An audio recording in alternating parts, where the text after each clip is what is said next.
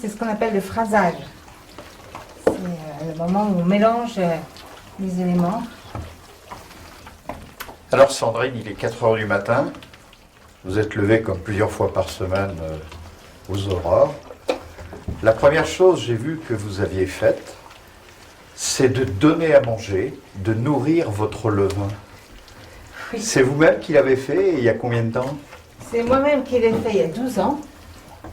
Et je le nourris amoureusement tous les jours depuis, parce que c'est un bon levain qui ne faillit pas à tout ce qui passe et qui est maintenant très stable.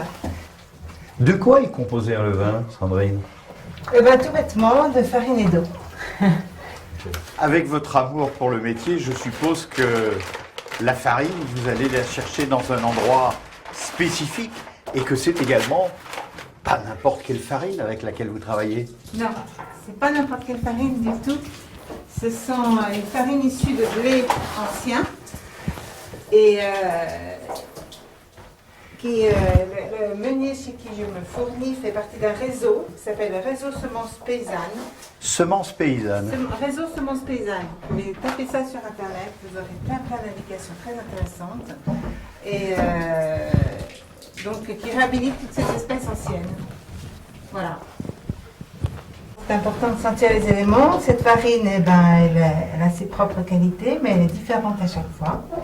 Je la découvre. Là, par exemple, c'est une farine que je viens d'aller chercher chez Alain, donc, qui est toute jeune et qui est un petit peu à chaque fois différente. Donc, pas les mêmes propriétés plastiques, ni les mêmes propriétés fermentatives. Sandrine, cela veut dire que chaque fois que vous prenez un nouveau sac de farine, il faut trouver le petit tour de main différent, peut-être? Voilà, il faut tout à fait, il faut la comprendre. Il y a une sorte de dialogue qui s'installe et on essaye de voir comment elle réagit aux gestes. Il faut la booster un peu, au contraire, être très douce avec elle. Je ne connais pas beaucoup de boulangères. Si, j'en connais. Il y en a déjà 2 dans le Beaufortin, 2 autres que moi, et qui fonctionnent aussi en petite structure comme ça. Mais sinon, j'avoue que dans ma formation en boulangerie, j'étais la seule fille. J'ai commencé par faire 6 filles, ce qui m'a bien occupé un certain nombre d'années. Et puis, tout en ayant ces enfants, on a développé certaines activités familiales et on faisait pour nous un peu de pain, un peu de miel et un peu de farine. Et un peu de fromage peut-être. Oui, un peu de fromage. On s'est dit que la famille allait bientôt éclater un peu, comme il se doit, les grandes grandissant, et que ce serait sympathique d'avoir un projet familial sur lequel qui nous rassemblerait un temps et puis qui marquerait un petit peu ce temps charnière, quoi. Et donc nous avons fait ce projet de partir sur les routes de France. Mais pas n'importe comment. Voilà, avec comme sujet, essayer de rencontrer des familles, des petites structures qui fabriquaient du miel, du pain et du fromage. Voilà. À ce moment précis où vous nous racontez cette histoire, vous me faites terriblement penser au compagnonnage Il y a un peu de ça, c'est vrai. des gens qui travaillent la matière, qui transforment la matière, spécifiquement dans les métiers de bouche, bien sûr, et qui font leur tour de France également pour voir de ci, de là, par exemple, un cuisinier, un tour de main à droite, à gauche. Oui, c'est vrai, tout à fait. Il y a un peu de ça et on a appris énormément au contact de tous ces gens. Là, on sent vraiment le corps à corps avec la matière, mais on sent aussi que vous rentrez dans la matière, Ah oui. que vous êtes en plein dedans.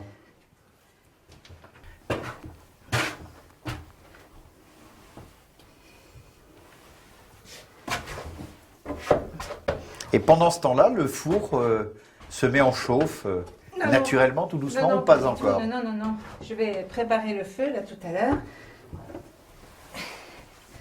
Et je l'allumerai à peu près, je calcule de l'allumer environ 2 heures avant d'enfourner. Alors c'est peut-être le moment de vous poser la question. Sandrine. Oui. Votre boulangerie s'appelle l'Écové. Alors on parle de four, on parle d'Écové. Je pense qu'il doit y avoir un rapport dans tout cela.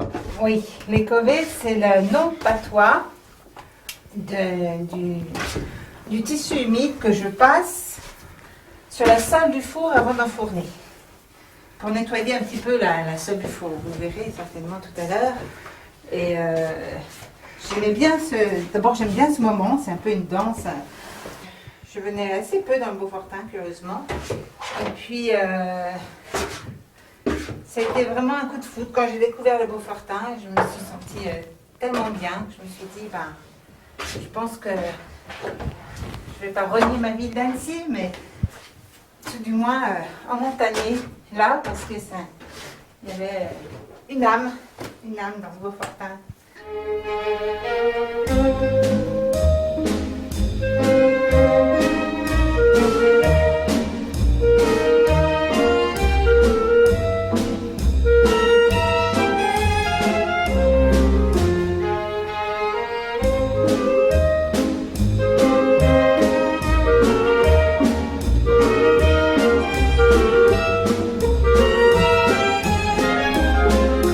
Alors, si j'ai bien compris, Sandrine, maintenant on est dans les pains spéciaux. C'est-à-dire que vous avez prélevé un petit peu de cette pâte que vous aviez pétrie tout à l'heure. Dans la première, je crois que vous avez inséré des graines de tournesol et de lin. Oui, oui, oui. Et puis là, en ce moment, vous êtes dans le raisin et les amandes. Voilà. Les gens sont friands de pains spéciaux Oui, oui, de oui. plus en plus. Et de plus en plus. Et ils aiment bien la diversité. Donc, je fais aussi un pain saison qui est différent chaque semaine. Et qui est en fonction de la saison, puis surtout, je crois, de l'humeur de la boulangère. Et si l'on veut être en osmose avec ce pain spécial multifruits, on peut mettre par exemple de la confiture de figues, de la confiture d'abricots, Voilà, qui sont deux des ingrédients que l'on trouve à l'intérieur. voilà, tout à fait.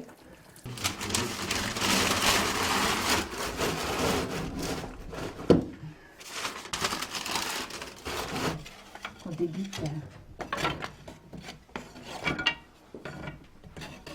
Voilà, c'est prêt.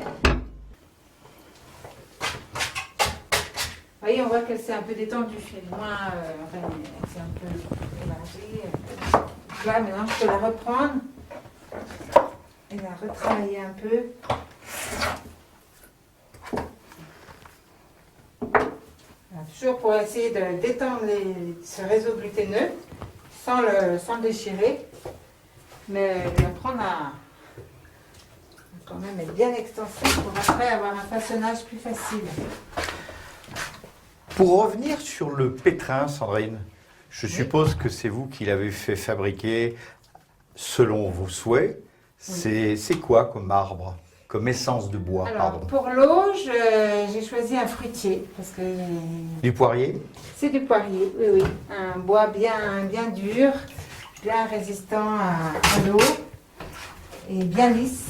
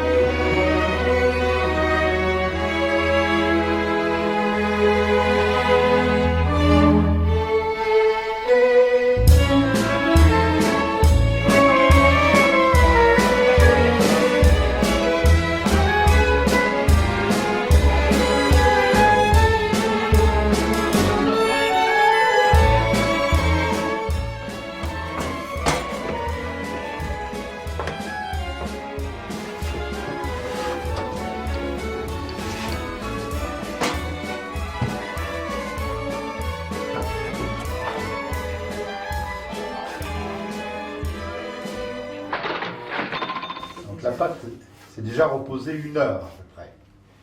Une bonne heure et je l'ai regardée, elle avait bien gonflé, elle avait un peu sa forme bombée.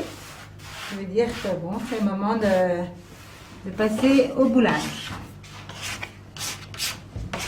Donc, j'ai mis longtemps à trouver ma façon de façonner parce que J'arrivais pas à trouver quelque chose qui me corresponde. J'ai vu beaucoup de façonnage, mais bon, j'avais pas de très bon geste.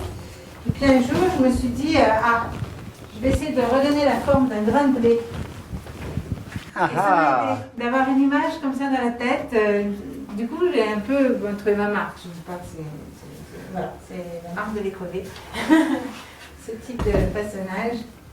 Ça va travailler pendant longtemps. On a l'impression que vous emmaillotez le grain de blé. Voilà, vous voyez, je trouve que ça va comme un petit peu le grain de blé. Bon, c'est peut-être très... Eh bien, allez, hop, c'est parti. C'est parti pour les feuilles.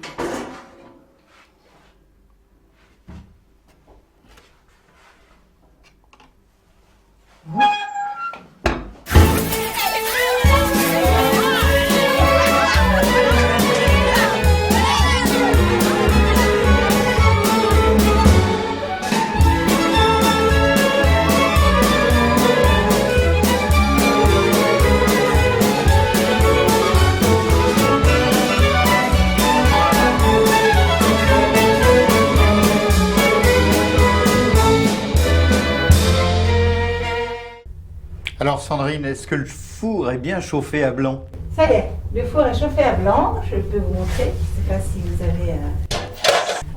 donc là, on voit bien que la sole est bien blanche, les côtés aussi, la voûte aussi également, jusqu'au fond. Donc, Température homogène dans l'ensemble du four qui va jusqu'à 3,50 m, 4 mètres de profondeur. il y a 4 mètres jusque devant, un peu moins de 4 mètres.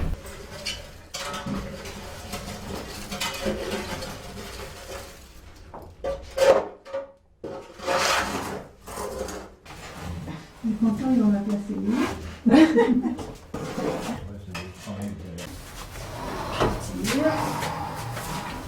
Ça se passe pas trop mal.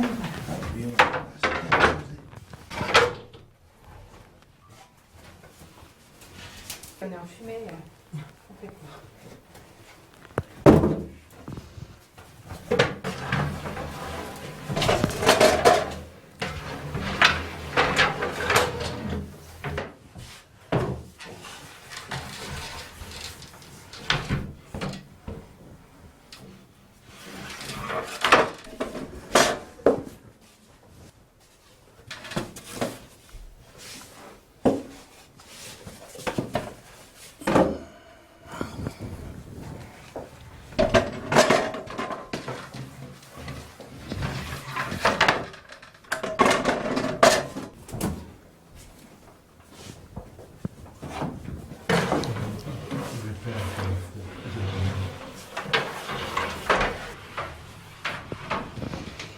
Alors je rappelle que nous avons attaqué, enfin que Sandrine a attaqué ce matin à 4 heures, c'est là où elle a commencé à mettre la main à la pâte. Il est 11h02 et il commence à sortir les premières miches pour voir à quel degré de cuisson elles sont.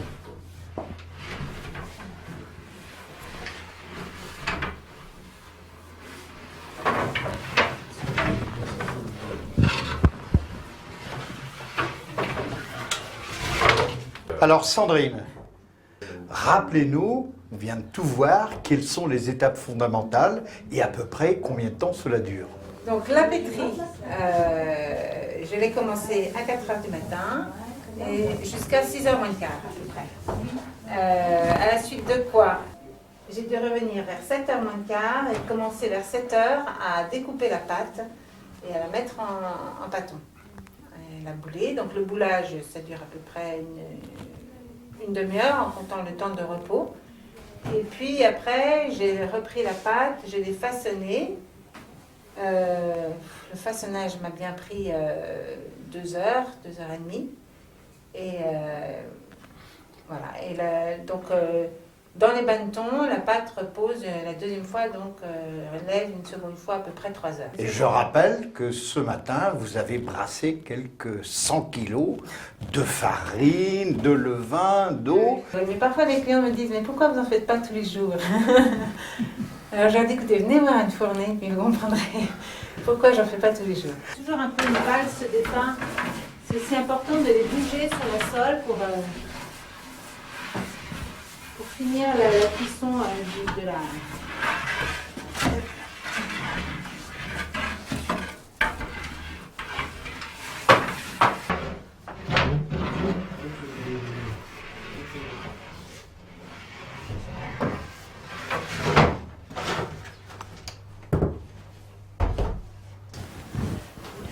Donc voilà ce que ça donne le fourné. Voilà, une miche d'1,5 kg qui est du cru.